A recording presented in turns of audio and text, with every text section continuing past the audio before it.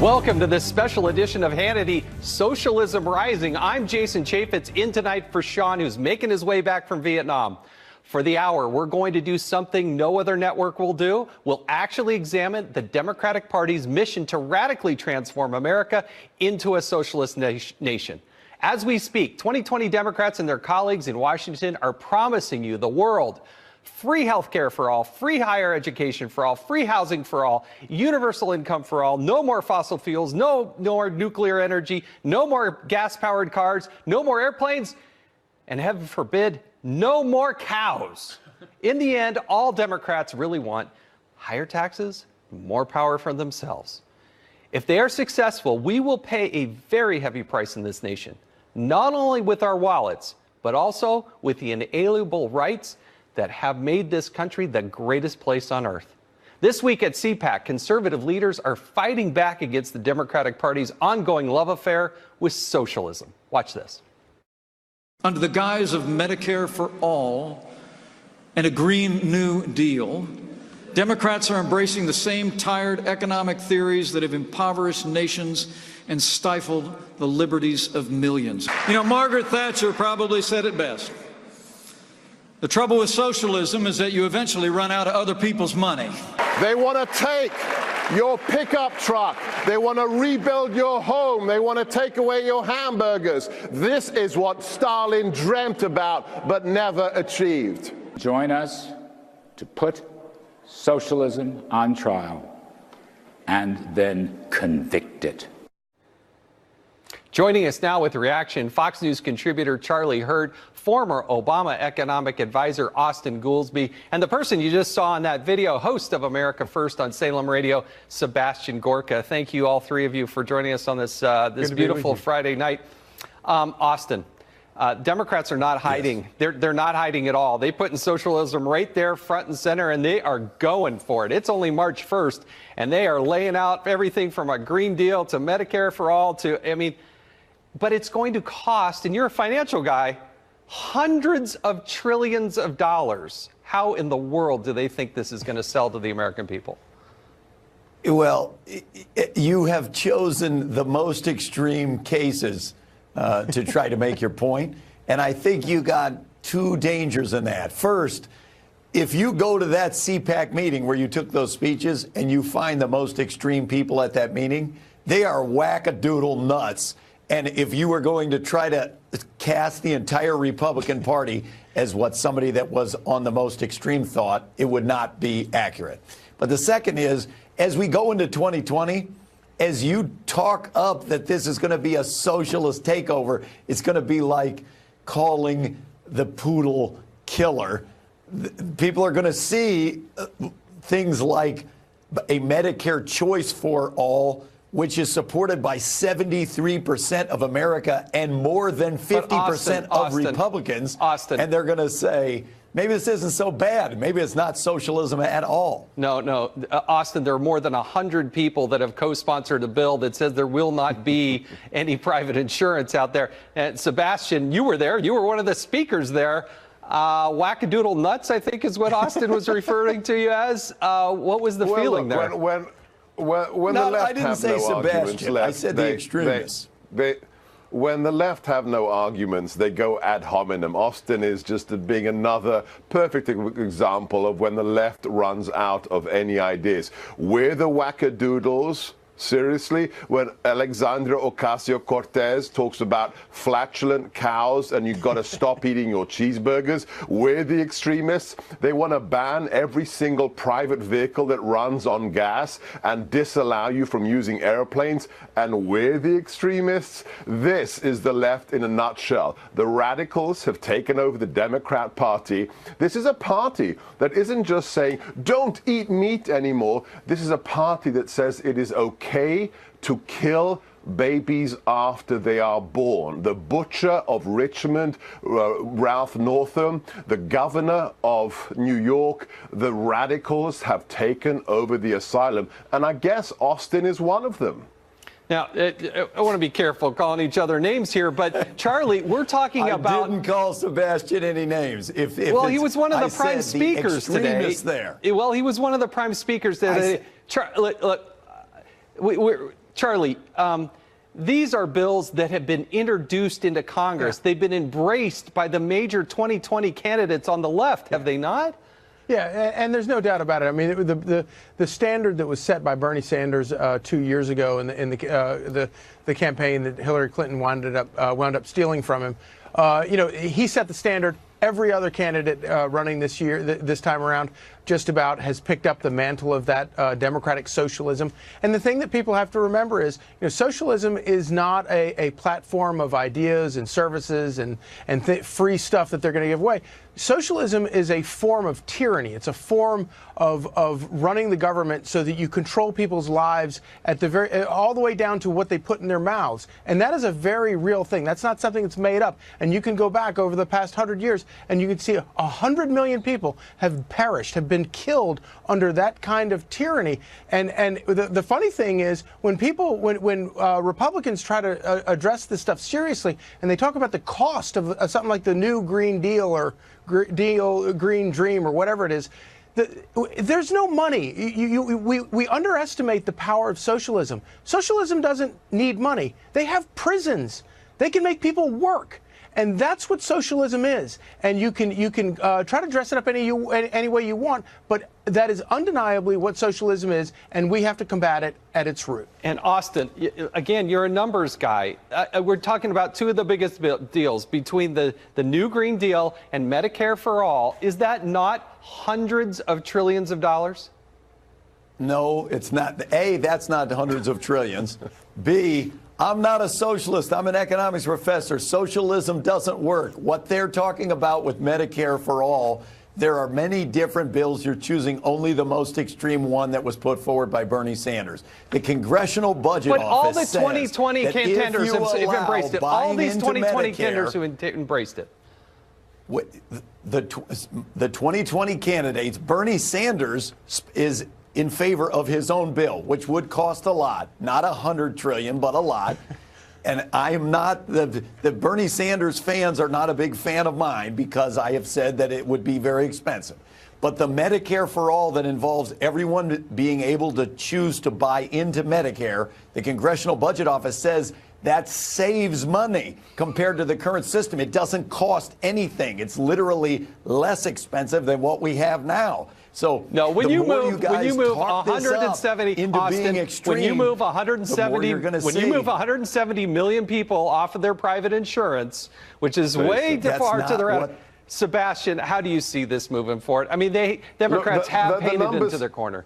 They have painted themselves as socialists. The former director of the CBO, the independent, completely neutral CBO, crunched the numbers last week. I discussed it on my show. Every single American will have to fund the Green New Deal to the cost of $300,000 per person who's alive in America. Those are the figures. And every single person who is an official candidate for the presidency in the Democrats has signed on to Ocasio's deal. This is the insanity. Your guest, Charlie, is absolutely right. Socialism is controlling every aspect of your life. If they control your health care, they've got everything. If they want to control what you are eating, that is totalitarianism. And she said it. Look, Ocasio said it. We've got to stop eating cheeseburgers. It's insanity, Jason. Insanity. Charlie, how do you see younger people? I mean, younger people are more idealistic. They don't have as much life experience. But is this a winning message with, somebody who's in their 20s and, hey, it sounds great, everything for free? I mean, I hate to say it, but I think that there is some allure to it. Everybody likes free stuff. Everybody likes the cheapest thing that they can get. The problem is that we've done a poor job of reminding them. Ever since the Soviet Union fell, we do a poor job of reminding people just how terrible a way of life that is. And we have a perfect example in Venezuela right now. Everybody should see it and watch it. But we have to do a better job of illustrating just how terrifying and dangerous this is. And Austin, I'm so glad you're against socialism, but I wish that your party would have a CPAC and you could take all the people that are running for president and go and talk to them and explain to them how terrible socialism is, because it's really, really frightening, and it's very disheartening to see in this day and age a party where an alarming number of its leaders, or at least the people that are seeking to lead the party, have fully embraced the concept of it. And I want to give Austin and Sebastian, I've got just 10 seconds for each. Where is this going? The Democrat candidates for president are going further and further to the left, are they not? They're not going to socialism, and I just caution you guys to be careful because you're trumping it up like it's going to be the biggest socialist takeover ever. And when people see what it actually is, they're going to say, that doesn't seem so bad. And then you guys are going to seem like you're out to lunch. Well, somebody is actually reading the text of the bill, and I got to tell you, that is the direction that it is going. Sebastian. We'll all be out to lunch if they ban cheeseburgers, steak, and everything you want to eat. Bernie Sanders, I played the audio on my show today. Bernie Sanders was asked, does the Green New Deal go far enough? And Bernie said, it doesn't go far enough. The lunatics have taken over the asylum, Jason. Gentlemen, I appreciate you all being here tonight. I hope you enjoy the rest of your evening. And we're going to go through this the rest of the show. Without a doubt, one of the loudest voices pushing the Democratic Party further and further left is Socialist Congresswoman Alexandria Ocasio-Cortez. According to a report from the Washington Post, she and other radical Democrat lawmakers said they are lashing out now at their more moderate colleagues. Ocasio-Cortez even vowed to put anyone who voices with Republicans on a list to be primaried in the next election. But somebody might want to remind the Socialist Congresswoman about this vote that you see on your screen. A few weeks ago, she was the only Democrat to vote with Republicans on roll call vote 46. That's right. She was the only one, and she joined the Republicans, and under her definition, she should be on this list. And I look forward to seeing who she recruits to primary herself. Ocasio-Cortez is not the only person feuding inside the Democratic Party. Fellow socialist Bernie Sanders and Hillary Clinton are at odds once again. After a former Clinton aide referred to Sanders as, quote, His Royal Majesty, King Bernie Sanders, end quote, a former Sanders campaign aide called the Clinton camp, on the record, by the way, some of the biggest a-holes in American politics, end quote. Joining us now is Fox News contributor Lawrence Jones and Republican strategist Brad Blakeman. Thank you both for being here. Lawrence, I believe you're at CPAC. You got some noise in the background. It's exciting. I know what's going on there. But Brad, you know, the Tea Party had to deal with these issues, right? I feel like I was on the front end of the Tea Party. I was a much more conservative member than a lot of others. And then there was a battle a bit internally. But the Democrats are going through this now. How do you see it playing out? I think they have an identity crisis. They're in meltdown. I remember a time not too long ago where if you called a Democrat a socialist publicly, you were slandering them. Now they get angry if you don't call them that. And they're out trying to out-left each other. And the party is in complete identity crisis. The way I see it playing out is this is going to continue right up through the primaries. The American people are going to see a stark contrast, probably different than any other campaign that we've ever experienced, the difference between what the Republicans stand for and what the Democrats stand for. And I don't think the people are going to buy socialist. Now, Lawrence, what are the Democrats going to do? You know, when you have a more moderate Democrat who believes what the Republicans are saying, let's say they offer an amendment that says, look, if an illegal alien is trying to purchase a gun and you're going to do a background check and you find out that they're illegal, we should tell ICE about it. I mean, I think it's radical to not tell ICE, but some Democrats actually join Republicans in that vote. How are they going to deal with that internally? They're going to tear them apart. I mean, let's be honest here. We have a Democratic Party that's unhinged. They believe that socialism is the new way.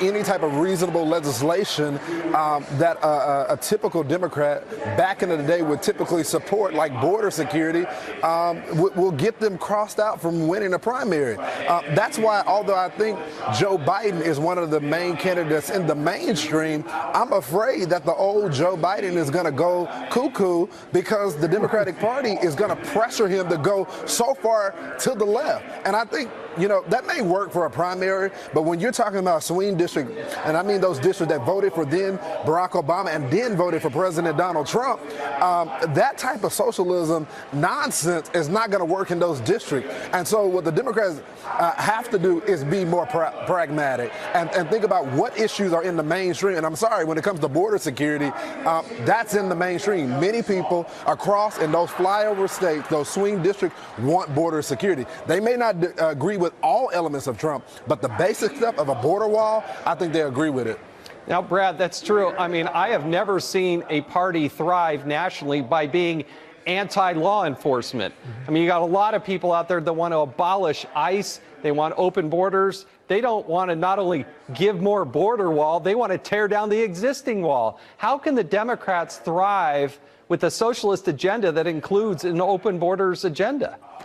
They cannot, and that's going to be their downfall, is the fact that they'll swing so far left in the primaries, they can't come back to the middle in a general. They couldn't even attempt it. But here's the bottom line. I think the American people are where the country is, and that's just right of center. We're not a left country. And as Charlie pointed out earlier, that all you look to is what's happening in Venezuela.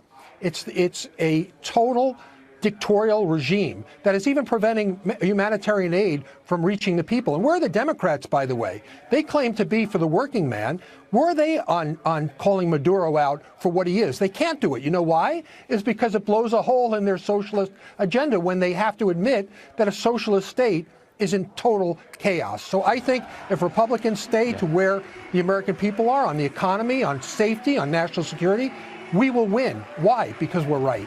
No, and as Lawrence pointed out, you got Joe Biden who had to go out and apologize for calling Mike Pence a decent person, which he is. We have a Fox News alert we need to go to. Brad, thanks for joining us. Pleasure. Thanks. This is a Fox News alert. Last week, we first showed you this shocking video of a young Trump supporter getting brutally assaulted on the campus of UC Berkeley, reportedly because of his political beliefs. Tonight, we can report that that individual responsible for that assault has finally been arrested. 28-year-old Zachary Greenberg was booked earlier this afternoon. Back with us for more on this development is Lawrence Jones. Lawrence, you're the editor-in-chief of Campus Reform, who originally broke this story. What have you learned about the arrest that happened today? Yeah, so we've been following this from the very beginning. At first, we heard from sources that said that they were seeking a warrant after the suspect refused to turn himself in after telling police that he was going to turn himself in. What we know now is that he used to be a university employee, worked in a lab, and he was also a distant learning student as well.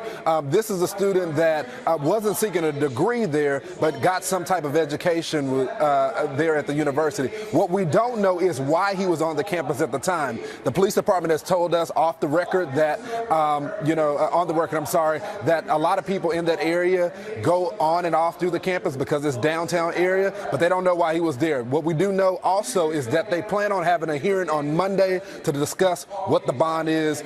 That's where he'll see the judge, but we still don't know why his ultimate reason for attacking Hayden.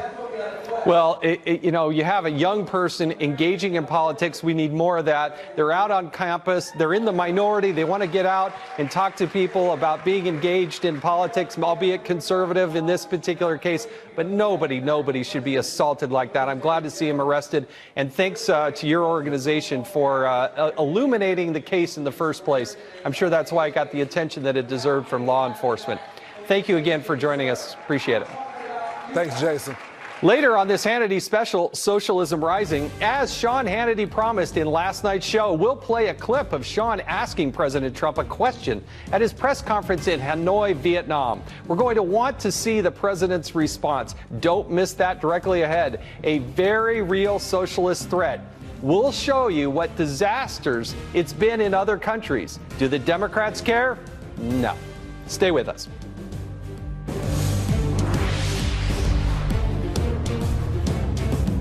For drug-free sinus relief, experience Navage, the next big thing in nasal care. Navage is the only nose cleaner with powered suction to pull refreshing saline rinse in one nostril and out the other. Navage relieves congestion from allergies.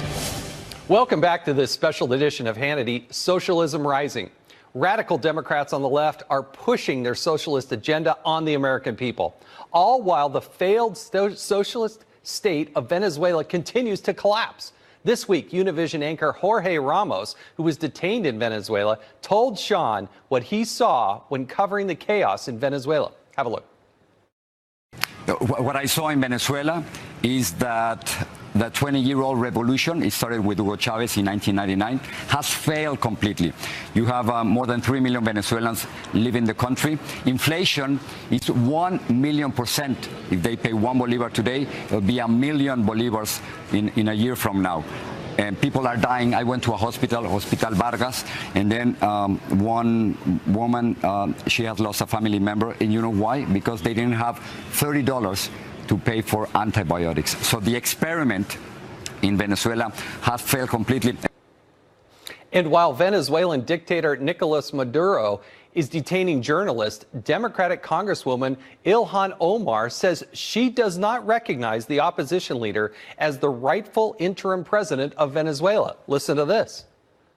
We are threatening intervention. We're sending humanitarian aid that is in the guise of, eventually invading this country. And the people of the country do not want us there. Like your fellow Democrats and like the US government does and the Canadian government does, you don't support the leader of the opposition as being the president right now, not President Maduro. Not. Wow. But she isn't the only one on the left defending Maduro. On Monday, Bernie Sanders explained why he wouldn't call Maduro a dictator. Why have you stopped short of calling Maduro of Venezuela a dictator? Well, I think it's fair to say that the last election was undemocratic, but there are still democratic operations taking place in that country. The point is, what I am calling for right now is internationally supervised free elections.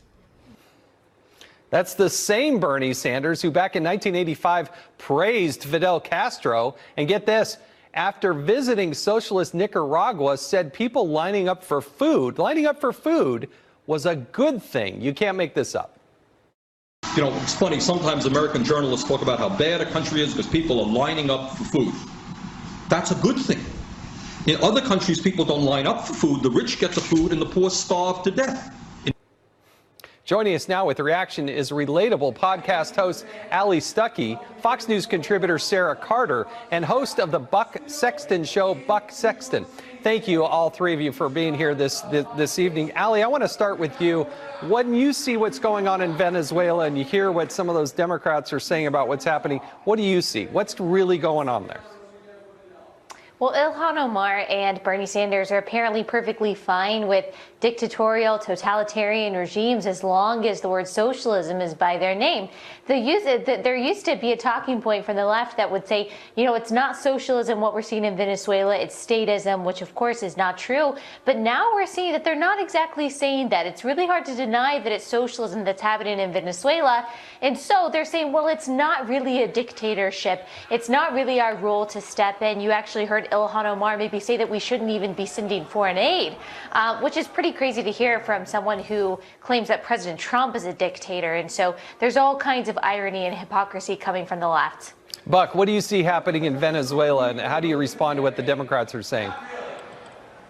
Well, I think that what you see are Democrats on the far left of the party, which increasingly leads the Democratic Party, we all see that, trying to come up with some way to, if not defend Maduro outright, to at least put up some kind of a smokescreen for what's going on there. And look, I think that the reporting by Jorge Ramos and others showing what's going on there is absolutely essential. The country couldn't be in much worse shape than it currently is. And so what you have from the left is, well, this shouldn't be a military intervention.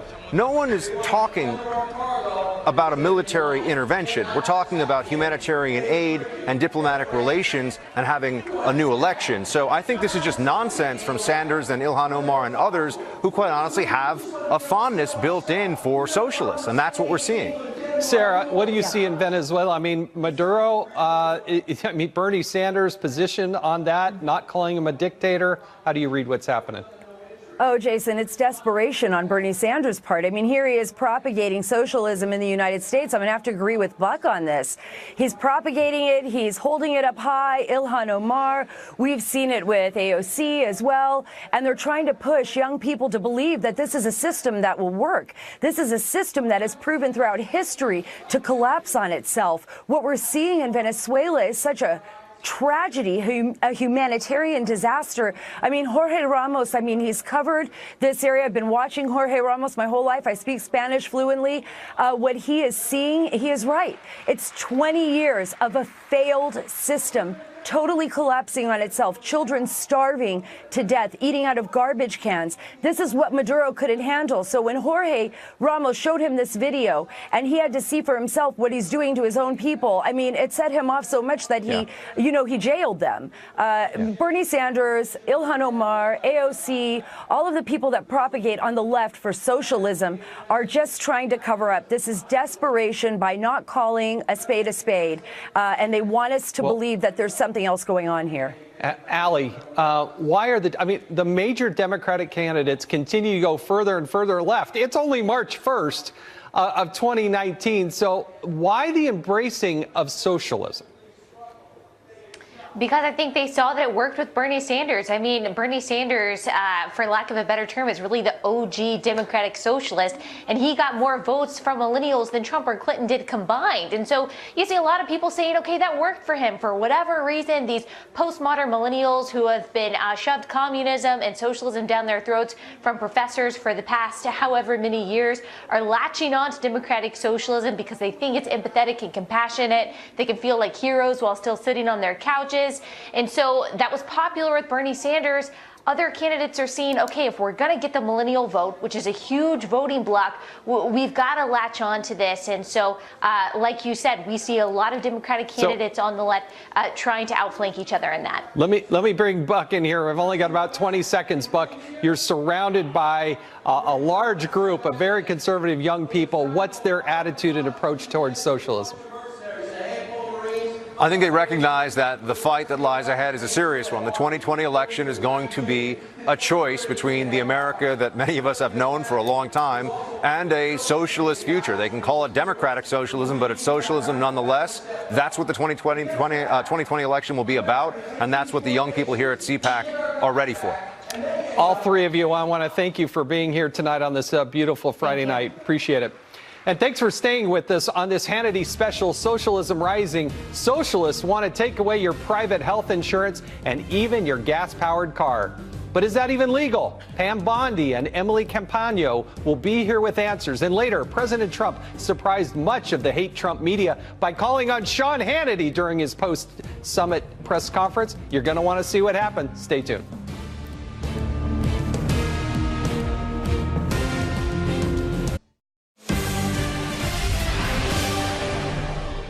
Welcome back to this special edition of Hannity, Socialism Rising. Now, the Democrats are showing no signs of slowing down on their extreme far-left agenda for America's future. For example, just this week, the Democratic House unveiled their Medicare for All bill. Now, on top of the crippling costs, which are so extreme, the authoritarian bill puts key health care decisions in the hands of federal bureaucrats and largely eliminates private insurance. And major 2020 Democratic candidates are already on board. Take a look. Will these people be able to keep their health insurance plans, their private plans, through their employers if there is a Medicare for All program that you endorse? What will change in their plans is the color of their card. So instead of having a Blue Cross Blue Shield card, instead of having a United Health Insurance card, they're going to have a Medicare card. For the Medicare for All bill, I think initially co-sponsored by Senator Bernie Sanders. You're also a co-sponsor on it. I believe it will totally eliminate private insurance. So for people out there who like their insurance, they don't get to keep it? Well, listen, the idea is that everyone gets access to medical care, and you don't have to go through the process of going through an insurance company. And it's not just healthcare companies they want to take out of existence. They also want to ban any vehicle that relies on oil or gasoline for fuel. So that would include cars, trucks, and even airplanes. So would that even be constitutional for the government to outlaw every gas-powered vehicle? Joining us now with answers are former Florida Attorney General Pam Bondi, who I believe is in Tampa Bay, Florida, along with attorney and Fox News contributor who's right here by my side in New York City, contributor Emily Campagno. Thank you both for being here. I want to go to the Attorney General first. What would happen to this country, and what are the legal ramifications if all of a sudden the government came forward and they passed this bill miraculously through Congress and the president signed it with some radical socialist and said, you know, all those millions of cars out there, you just can't drive those anymore. They're illegal. Well, Jason, before it would be found unconstitutional by our Supreme Court, it clearly defies the fundamental property rights set forth in our Declaration of Independence and the Constitution. You know, we were founded, think about what our forefathers must be thinking now. We were founded on a country of hard work, dedication, and the principles of free market. And they're attempting to undo all of that. And it is not legal. Emily, again, you're sitting right here with me in New York. As you look at these bills that have been introduced, how does that infringe upon people's rights under the Constitution? How do you read that? The fact that it infringes upon our right to choose, first of all, and to participate in a thriving economy in that capitalist sense. And the irony here is that the reason that the Democrats are giving for this is because they feel that our rights are being taken away when they argue that the private companies, they're not giving basic health care in equal measures to those that need it, right? But then it belies the reality, which is that it infringes upon our rights. And I think that, you know, increasing state ownership is not the answer for an economic ill. And in cases of a natural monopoly like telecommunications or transportation, it makes more sense, right? That's preventing, you know, a large corporation from using their market share to dominate. But in something like this, when the majority of Americans like their health care plan, to remove that choice and to nationalize it, just like the Attorney General said, it's unconstitutional and also is antithetical to our free market tenets that this country was founded on. Now, General Bondi, the federal government can't run the VA. I mean, talk to somebody who's a veteran in this country, and it's pretty hard to find somebody who really likes the way the Veterans Administration works. Right. Now the government wants to take it all over, according to these Democratic socialists. What do you think would happen in this country if they tried to take away 170 million people who get their health care insurance through their employer?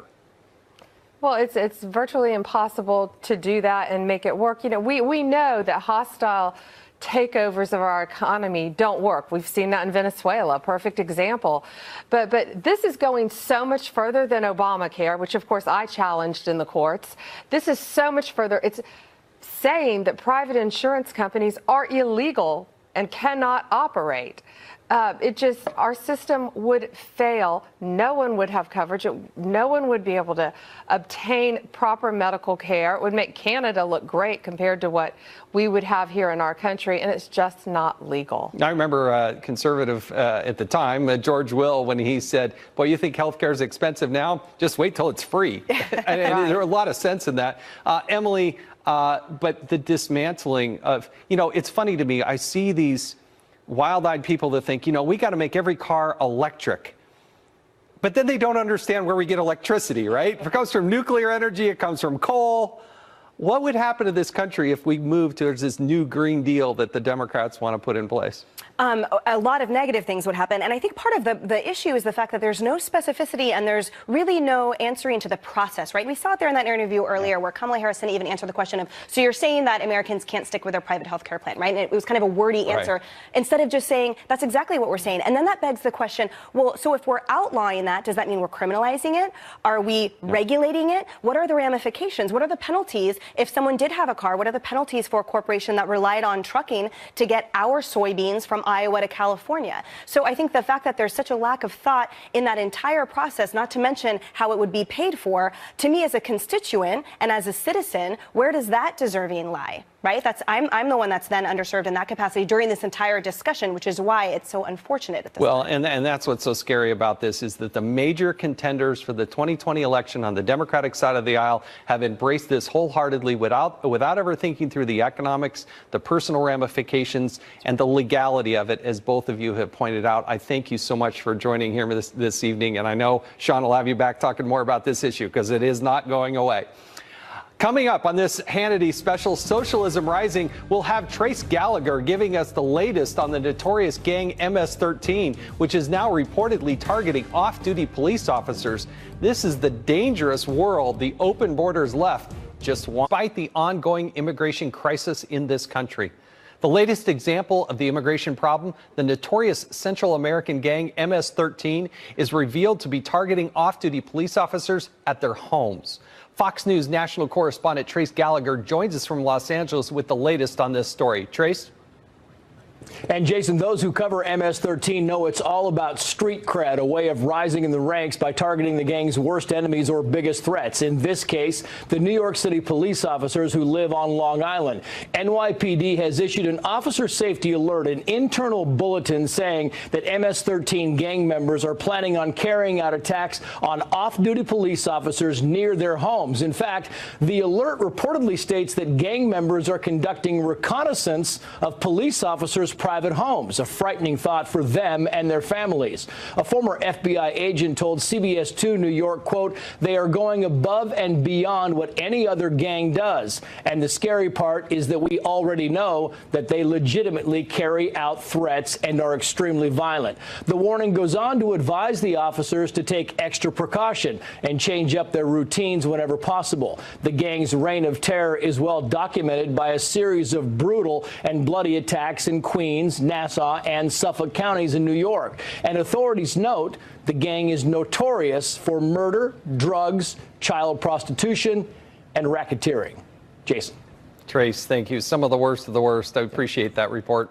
Conservatives aren't taking these developments lightly. Speaking at CPAC today, Senator Ted Cruz told National Review editor Rich Lowry that Republicans would have held the House of Representatives had they passed border wall funding when they were in the majority. Take a look. If we had had that fight and you had seen Elizabeth Warren screaming on the Senate floor to stop it, Bernie Sanders pulling what little hair he has out of his head, in September or October, and it culminated with Republicans standing together, funding and building the wall, I'll tell you right now, Rich, I don't think we would have lost the House of Representatives. Amen. I believe that. Joining me now with reaction, former Obama administration head of U.S. Border Patrol, Mark Morgan, and Fox News contributor and former acting ICE director, Tom Homan. Thank you both, gentlemen, for your service to this nation, putting your lives on the line to help protect Americans. And I know you represent a lot of people out there that do the same day in and day out. Democrats this week, Tom, they voted against the idea that if an illegal alien goes to purchase a gun, that there should be some notification of ICE. What does that do to the people who serve in ICE now and who do the same job that you've done in the past? Well, it shows total disrespect and disregard for the health and the safety of ICE officers. I mean, these men and women put their lives on the line every day to defend their country, and they want ICE to turn, like, an illegal alien possession of a firearm is a felony. So they want to forgive an illegal alien that commits a felony, but they want to attack this. They want to attack the Second Amendment rights of Americans. It's just, you know what? They're so far to the left.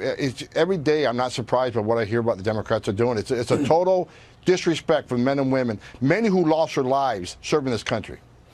Mark, when Barack Obama was president, there were 80,000 times that there was somebody here illegal. They got caught committing a crime. They were convicted of that crime, and instead of deporting them, they released them back out of the United States of America. What does that do to people that are serving in the Border Patrol when you have a convicted person released back out onto the streets? Well, Jason, it's absolutely demoralizing, right? Just like Tom said, he's absolutely right. 128 Border Patrol agents have lost their lives defending the border, only to watch something like that, a scenario like that happen again and again. And before I was with the Border Patrol, I served in the FBI, and I led an MS-13 gang task force. MS-13 is the most violent, prolific, transnational gang this country has ever seen. They're from California all the way to New York and just about every major metropolitan city in between. And these individuals, they're not coming in through Canada, right? They're coming in through the poor southwest border. They're coming here, they get deported, and they're coming back again and again and again. And the Democrats, they say it's okay. Mark, I want to stay with you for a second. Nancy Pelosi went to the border recently and said there isn't a problem.